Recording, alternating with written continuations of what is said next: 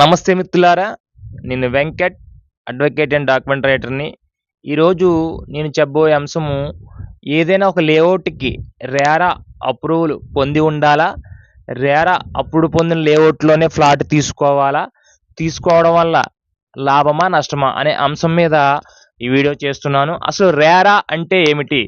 రేరా అంటే real estate regulatory authority of act. ఈ సంస్థ ఒక ప్రభుత్వ రంగ సంస్థ. ఇది 2018 ఆగస్టు 31న ఈ సంస్థ ఏర్పడింది.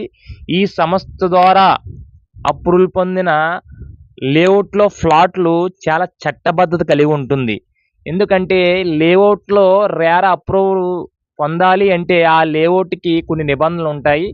అంటే ఆ లేఅవుట్ తాలూకు ఆస్తి 22A, B, C, D అనే సబ్ క్లాజుల్లో లేకుండా, అంటే నిషేధిత జాబితాల్లో, అనగా ల్యాండ్ సీలింగ్, గవర్నమెంట్ ల్యాండ్స్, వక్ఫ్ బోర్డ్ ల్యాండ్స్, ఎండోమెంట్ ల్యాండ్స్, ఇలా రకరకాల గవర్నమెంట్ అండర్లో ఉన్న ల్యాండ్స్ కాకుండా ఉన్న వాటికి, అంటే జిరాయితీ ల్యాండ్స్కి మాత్రమే రేరా అప్రూవల్ ఇస్తుంది. అసలు రేరా అప్రూవల్కి పొందాలి అంటే ఏదైనా ఒక సంస్థ కానీ లేదా వ్యక్తి కానీ తనకున్న స్థలాన్ని లేఅవుట్ కింద చేసి అమ్మాలి అంటే సుమారు 8 ఫ్లాట్లు మించి లేఅవుట్లో ఫ్లాట్ల కింద వేస్తే రేరా అప్రూవల్ కంపల్సరీ తీసుకోవాలి. అలాగే 550 చదరపు మీటర్లు విస్తీర్ణం గల స్థలాన్ని, 550 చదరపు మీటర్ల కంటే ఎక్కువగా విస్తీర్ణం గల స్థలాన్ని లేఅవుట్లో ఫ్లాట్ల కింద చేసి అమ్మడానికి కూడా రేరా అనుమతి తీసుకోవాలి.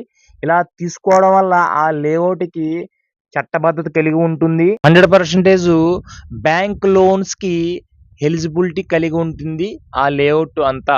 అంతేకాకుండా ఆ లేఅవుట్ యొక్క ఎల్పి, ఫైనల్ ఎల్పి, మిగతా కుడాలు ఉంటే కూడా, డిటిసిపి అయితే డిటిసిపి అప్రూవ్డ్ పొంది ప్రొసీడింగ్స్ కాపీస్ని కూడా తీసుకుని ఉంటే ఆ లేఅవుట్ అంతా కూడా చట్టబద్ధత కలిగి మనం కొనబోయే ఆస్తి ఇతరులకి డబల్ రిజిస్ట్రేషన్లు వగైరా వగైరా రిజిస్ట్రేషన్స్ కలగకుండా ఉండడానికి ఎంతగానో ఉపయోగపడుతుంది. ఇది రేరా యొక్క ప్రత్యేకత. రేరా అనుమతి ఉన్న లేఅవుట్ మాత్రమే లేఅవుట్ బ్రౌచర్ వేసుకోవడానికి, అడ్వర్టైజ్మెంట్ ఇవ్వడానికి మాత్రమే అనుమతి ఉంటుంది తప్ప మిగతా వారికి ఏ విధమైన అనుమతి ఉండదు.